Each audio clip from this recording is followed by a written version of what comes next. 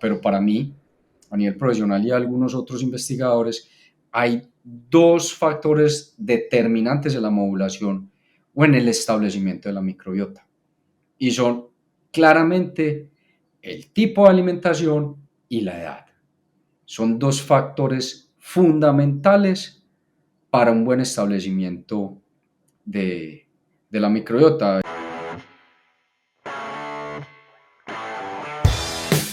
Bueno, hola a todos, estamos aquí nuevamente en el CerdoCast, en un episodio nuevo de CerdoCast. En esta ocasión tenemos el gusto de tener al doctor Jaime Parra. Jaime, pues un gusto tenerte aquí con nosotros, gusto saludarte. Me gustaría empezar, sin más preámbulos, que nos dijeras un poquito acerca de tu formación académica, de tu trayectoria y cómo has llegado al rol que tienes ahorita. Bueno, de antemano muchas gracias a ustedes por la invitación, la consideración de dejarnos compartir tantos trabajos y desarrollo que hemos tenido actualmente pues, sobre el tema que vamos a tratar a continuación. Como dijiste, Román, muchas gracias por la invitación. Mi nombre es Jaime Parra. Actualmente soy profesor de la Universidad Nacional de Colombia desde hace ya casi 20 años. Me he desarrollado laboralmente en el campo de la nutrición, interactuando con diferentes áreas como ha venido siendo las técnicas moleculares, algo de la bioquímica, actualmente en todo lo que tiene que ver con microbioma y todas las técnicas moleculares habidas y por haber para poder llegar a esto tan hermoso que es la salud intestinal. Soy zootecnista de la Universidad Nacional de Colombia. Tengo varios estudios de posgrados, pero los más representativos para mí han sido la maestría que tengo actualmente, que es en Ciencias de la Producción y Salud Animal de la Universidad Autónoma Nacional de México, de la UNAM, Nacional Autónoma de México, y un doctorado en Ciencias Animales, que fue el que me permitió abrir las puertas sobre lo que actualmente estoy trabajando, cuyo tema principalmente fue nutrición intestinal. Es mi área de experticia. Pues qué bien, qué bien. Ya, ya después de tanto tiempo en la universidad, da gusto ya empezar a trabajar, ya después de la maestría y el doctorado. Sí, sí, ya lo interesante es que los hice simultáneamente. O sea, mientras iba trabajando, pues tuve la oportunidad de interactuar con la academia, yo creo que los últimos 20, 25 años de mi vida. Qué bien. Bueno, pues vamos a empezar, Jaime. Y lo primero que me viene a la mente para preguntarte es, ¿por qué es tan relevante en la actualidad hablar de salud intestinal? Pues bueno, en realidad es una pregunta que normalmente hacen y es una pregunta demasiado directa y yo siempre contesto lo mismo. Eso va a depender a quién le hagamos la pregunta, definitivamente. Si es un productor, obviamente lo primero que él va a pensar es la salud intestinal es relevante si aumento o produzco u obtengo mayores índices de productividad. Eso es lo primero que él se va a enfocar. Si es un médico veterinario, lo primero, o incluso a un zootecnista como yo, lo van a definir como una ausencia de enfermedad, o sea, que tengamos todo muy bien controlado. Y si es, por ejemplo, la parte que yo normalmente elaboro, que es la parte de nutrición animal, porque siempre es culpa del nutriólogo, ¿cierto? Siempre es culpa del alimento. Normalmente nosotros nos vamos a referir a obtener mayores procesos de digestión y absorción. Pero lamentablemente todos sabemos que todo este tipo de definiciones van enfocados principalmente a algo, a una productividad económica. Sí o sí, nosotros nos tenemos que enfocar hacia esa parte. Entonces, para mí la respuesta global de independientemente de quién se le pregunte, siempre va a ser lo mismo, signo pesos. Y es el reto que tenemos actualmente, ser más productivos, con menos inversión o teniendo que utilizar menos recursos económicos. Perfecto. Sí, finalmente, como tú dices, depende de quién lo esté preguntando y bueno, finalmente para todos en la industria puede que lleguemos a la misma conclusión de que es ahora sí que el peso o el dólar el que define todo las estrategias. Ya que estamos hablando de salud intestinal, Jaime, ¿cuáles son los principales factores que afectan la salud y la integridad del epitelio intestinal? Bueno, antes de contestarte eso, yo quisiera contar o quisiera explicar qué es salud intestinal. ¿Por qué? Porque es que en realidad considero que hay una confusión tanto para nosotros los dedicados al mundo animal como entre las personas pues, dedicadas al mundo animal y las personas dedicadas a la humanidad, que es un término que ha llevado o ha conllevado a diferencias bastante graves desde el punto de vista médico. Entonces, pues a mí me gustaría contar qué es salud intestinal, que como te dije es un término muy corto, pero que tiene una variabilidad en la interpretación importantísima. Y es porque normalmente el término salud intestinal se definió hace poco, es un tema muy poco explorado hace 20 años y viene con un boom, una explosión de conocimiento aproximadamente hace 10. Pero normalmente los líderes en salud intestinal a nivel global somos las personas dedicadas a la ciencia animal, porque obviamente nosotros somos los que más experimentamos, tratamos de trabajar, de incursionar con alimentos que van a mejorar la salud intestinal. Y es de lo que todo el mundo habla. Pero nadie ha tenido en cuenta el día cero. ¿Qué es el día cero? Cuando nosotros, me imagino que a vos también te tocó y te vas a sentir incluido, trabajamos antes de que se definiera este término. ¿Qué hacíamos? Tratábamos de eliminar, no sé, disminuir, prevenir enfermedades del tracto gastrointestinal. No nos enfocábamos en el animal, sino ya específicamente en el tracto gastrointestinal, sin afectar el desarrollo de las funciones fisiológicas, que era lo que en realidad vos estás tratando de cuestionar. O sea, ¿cómo hago yo para mejorar un parámetro sin afectar otro? ¿Y cómo hago para no afectarlo? Pues tratando de disminuir todo lo que incluso se acuña un nuevo término que se denomina estresores. Estresores sean endógenos o exógenos. ¿Qué hacíamos normalmente nosotros? Y yo creo que todavía se sigue haciendo, pero la gente no sabe que eso es salud intestinal. ¿Qué es que determinar o cuantificar apariencia de las heces, de las excretas, al momento del sacrificio, tratar de indagar qué fue lo que pasó con ese intestino, buscar, no sé, moco, si la pared intestinal adelgazó o no, el color, el contenido intestinal, incluso la disminución de los parámetros zootécnicos. Y eso en realidad fue el punto, el día cero para definir este término, para acuñarlo. ¿Por qué? Porque a raíz de todos esos estudios que nosotros hicimos en el mundo animal, en la ciencia animal, se empezó a acuñar el término salud intestinal. Y este término de salud intestinal, como repito, dije ahorita, es un concepto ya muy familiar, yo creo que para todos nosotros y del que todo el mundo está hablando, es un término más médico humano. Nos han relevado un poco, pero en realidad es un término más médico humano, donde el término literal, aquí lo voy a leer, voy a tomar el atrevimiento de leer, dice, ¿qué es salud intestinal? Condición generalizada de homeostasis en el tracto gastrointestinal, respetando la estructura y la función del mismo. Eso es lo que es salud intestinal. ¿Cuál es nuestro papel? Tratar de descifrar el conjunto de elementos que favorecen la aparición de esta variable. Eso es lo que nosotros tenemos que hacer. Y aquí es donde empiezan las confusiones. ¿Por qué? Porque el término salud intestinal está conformado por tres personajes muy importantes. Uno de ellos es la integridad intestinal y es con el término que más se confunde salud intestinal versus integridad intestinal. Es algo que normalmente suele confundirse. La salud intestinal incluye integridad. ¿Qué es integridad intestinal? Pues aquí lo tengo aquí mi cuadrito, donde dice, pues para no de pronto generalizar, se refiere al desarrollo, ojo, micro y macroscópico del intestino y su capacidad de desempeñar diferentes funciones, que vendría siendo algo muy parecido a salud intestinal, pero en realidad no lo es. ¿Por qué? Porque para yo poder desarrollar todo lo que tiene que ver con integridad intestinal, ojo, no salud, sino integridad, yo debo tener en cuenta todas las herramientas tecnológicas que haya en el momento.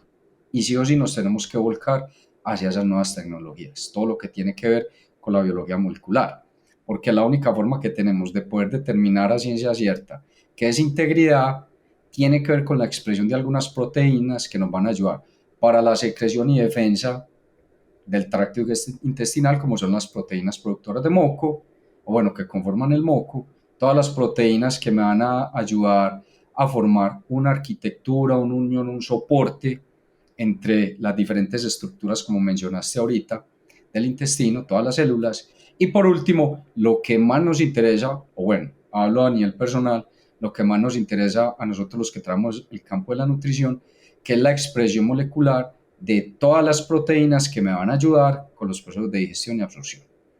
Esa sería la primera definición dentro del conjunto de salud intestinal. ¿Cuál sería la segunda? Pues obviamente tiene que ver con la madurez del sistema inmunológico, que yo creo que para nosotros los mamíferos es muy importante. Y por último, mencionando el podcast muy interesante que tuvieron con el profesor Andrés Gómez, todo lo que tiene que ver con la estabilidad y el equilibrio microbiano. Esos tres componentes, integridad intestinal, madurez del sistema inmunológico y estabilidad y equilibrio microbiano, son los que van a determinar el complejo concepto de salud intestinal. Cabe resaltar que independientemente para poder determinar cualquiera de los tres o para poder llegar a determinar una salud intestinal, sí o sí tengo que recurrir a técnicas moleculares, ojalá de punta, modernas. Y por eso es un término que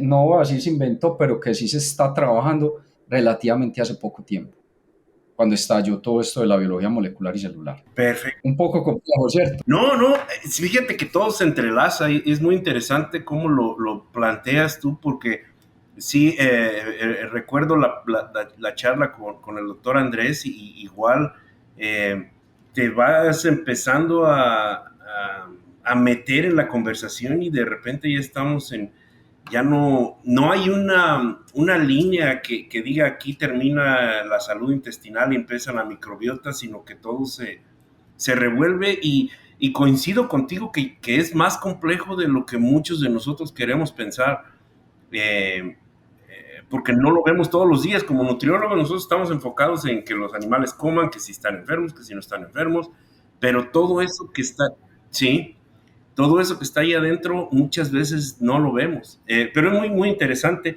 Y ya que hablamos de la microbiota, eh, ya lo mencionaste ahí entre uno de tus comentarios, pero ¿qué papel juega la microbiota en la salud intestinal? ¿Cómo la afecta, la mejora, la hace peor? No, no, yo creo que no se trata de más, menos, peor, mejor, simplemente mantener un equilibrio desde el punto de vista productivo. Y ya vimos que productivo puede ser muchas cosas dependiendo a quién se le pregunte, ¿cierto? Eso es lo primero que nosotros debemos tener en cuenta. Segundo, yo creo que en el transcurso pues, de esta conversación se van a dar cuenta que ya ni siquiera es salud intestinal. Ya hemos llegado a un punto donde, como viste tú, cada vez empiezan a entrelazar más conceptos y más áreas multidisciplinarias con las cuales nosotros tenemos que interactuar, ¿cierto? Vamos a ver el desarrollo de otros términos que son más recientes, o sea, podemos decir que prepandémico, un poquitico durante la pandemia, que yo creo que pues por la situación que todos conocen, nos pudimos entrar como un poquitico más a estudiar y a trabajar. Pero definitivamente volviendo a la respuesta de tu pregunta de cuáles son los principales factores o cuál es el papel de la microbiota sobre la afección de la salud intestinal, es muy, muy claro. O sea, la microbiota es uno de los factores de la salud intestinal que más interactúa o que más puede llegar a controlar esta variable que a nosotros nos interesa. ¿Por qué? Va a depender de la alimentación que nosotros demos, va a interactuar con el sistema inmune, va a llegar a afectar todo lo que es la mucosa intestinal, el desarrollo celular, la expresión molecular de algunas proteínas de interés y obviamente pues me va a afectar la integridad, va a terminar por afectarme la integridad. Entonces está completamente involucrada en la obtención de una buena salud, de una muy buena salud intestinal. Incluso en el podcast que tuve la oportunidad de escuchar del profesor Andrés, él explicó de manera muy concreta todo esto de las herramientas tecnológicas para llegar a cuantificar o a determinar la microbiota. Y él lo denominó como microbioma, que incluso para nosotros, en el campo que yo trabajo, ha sido una respuesta muy, muy buena para tratar de descubrir o de replantear soluciones a diferentes problemas. ¿Por qué? Porque es que con el desarrollo de estas herramientas tecnológicas, que de pronto mucha gente dice, ay no, qué pereza, que eso es muy enredado. Créanme que es lo más maravilloso y lo más entretenido que hay. Se creó el boom del microbioma, ya todo el mundo quiere trabajar en microbioma, todo el mundo quiere determinar cuáles son las poblaciones, cuáles son los genes que afecta, todo el mundo quiere hacer eso. Y eso ha motivado a que incluso la industria, que, pues, que ustedes saben que juega un papel fundamental en todo lo que tiene que ver con la salud intestinal, ha ayudado a que la investigación en el microbioma se vuelva una ciencia. Esto ya pasó de ser un estudio a ser un arte, ya sí o sí es una ciencia. ¿Por qué? Porque nos va a permitir conocer la riqueza, la distribución, la función, la ubicación de todo lo que está pasando en ese intestino. Y si pasa en ese intestino, va a llegar un punto en el cual nos va a poder afectar. No me gusta utilizar el término eh, mejorar o disminuir, no, ¿cierto? Nos va a llegar a afectar de manera positiva o negativa la salud intestinal.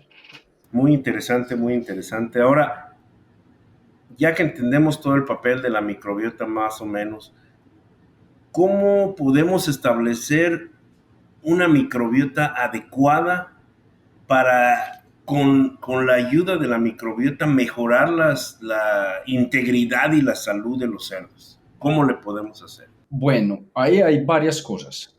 La primera y más importante es tener en cuenta qué es lo que yo quiero, qué es lo que yo necesito. Y ahí es donde entra el papel de nosotros de tratar de modular la microbiota. O sea, ¿cuál es el interés de nosotros de modular la microbiota? Y una de las cuestiones más importantes que nosotros podemos llegar a hacer es ver el papel de la microbiota sobre lo que nosotros queremos.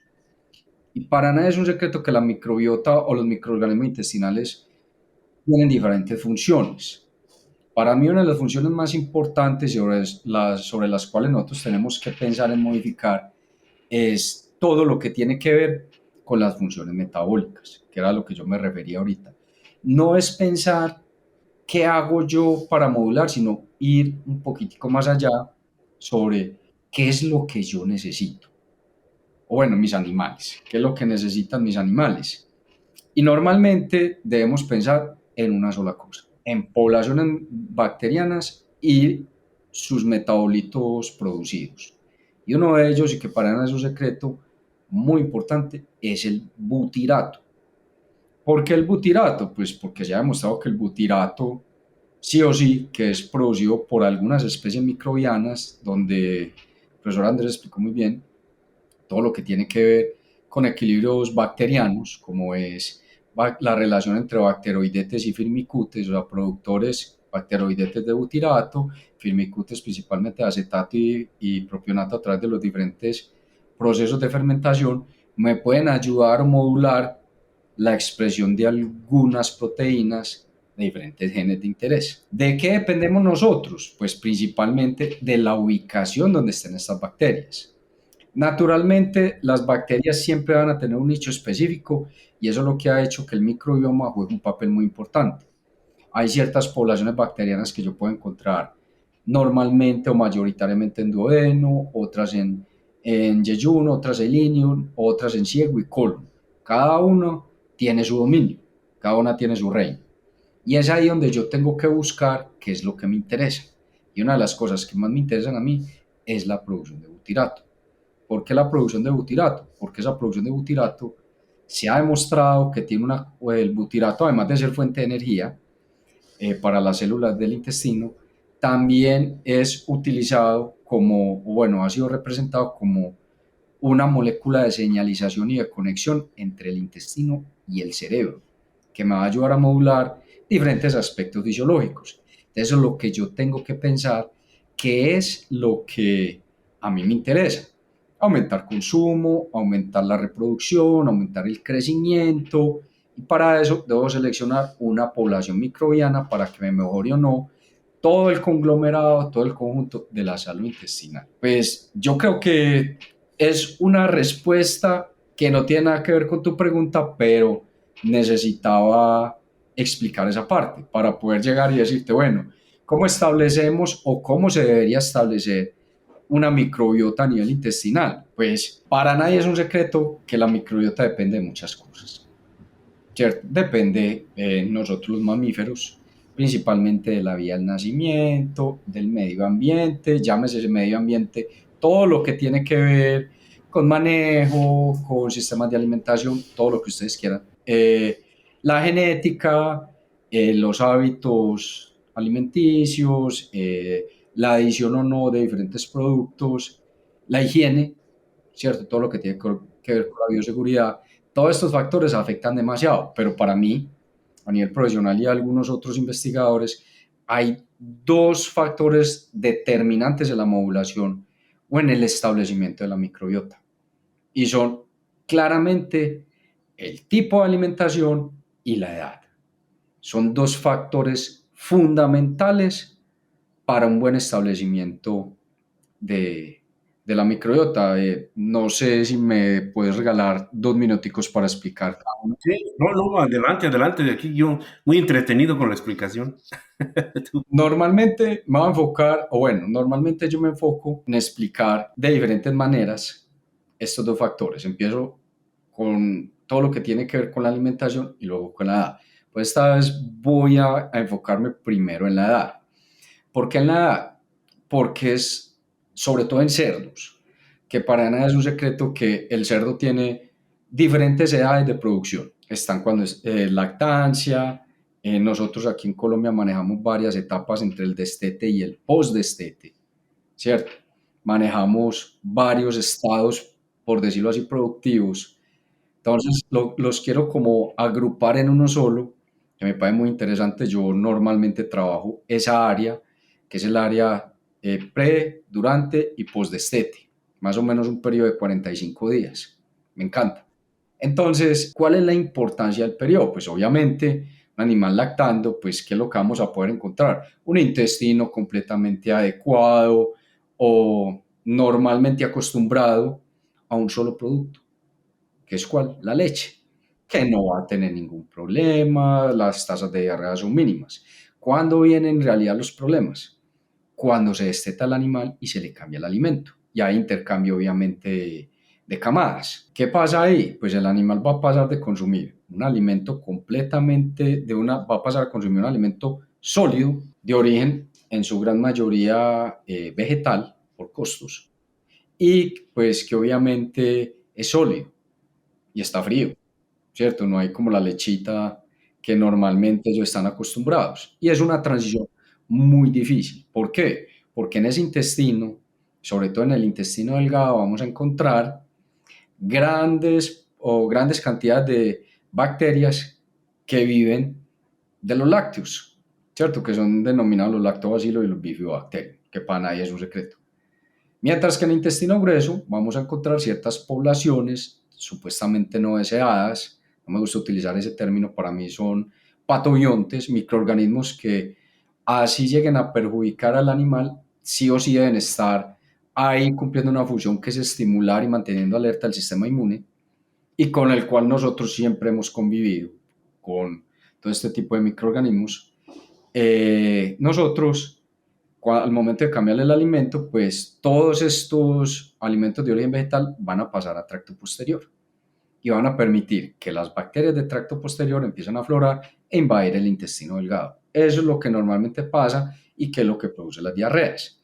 Por lo cual, nosotros como encargados o como empleados en el gremio debemos tratar de mejorar y evitar esos cambios de poblaciones, ubicando en cada pedazo o en cada tramo de las diferentes partes del intestino una población bacteriana deseada. ¿A qué me refiero deseada?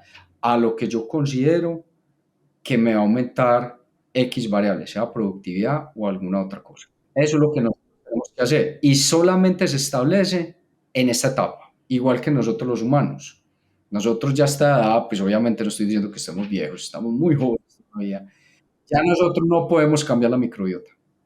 Ya nosotros, por más que consumamos alimentos, todo eso, es muy difícil. ¿Por qué? Hay ciertas poblaciones que ya están establecidas y utilizando términos coloquiales, van a hacerle la guerra a las nuevas, le van a hacer bullying, utilizo una palabra de moda, a las nuevas que van a entrar. Entonces, va a ser muy complicado restablecer o resetear todas estas poblaciones microbianas. Por eso, desde el momento del destete, nosotros tenemos que empezar a controlar las poblaciones deseables, por decirlo así, a ayudarles a establecer, que es donde la industria ha trabajado mucho y le doy mucho mérito para tratar de mejorar eso y obviamente disminuir el uso de diferentes productos o tratando de trabajar en la búsqueda y le han invertido mucho dinero a la búsqueda de nuevas soluciones a este tipo de cosas. Ese sería el primero. Y el segundo, pues, como les decía, era la alimentación.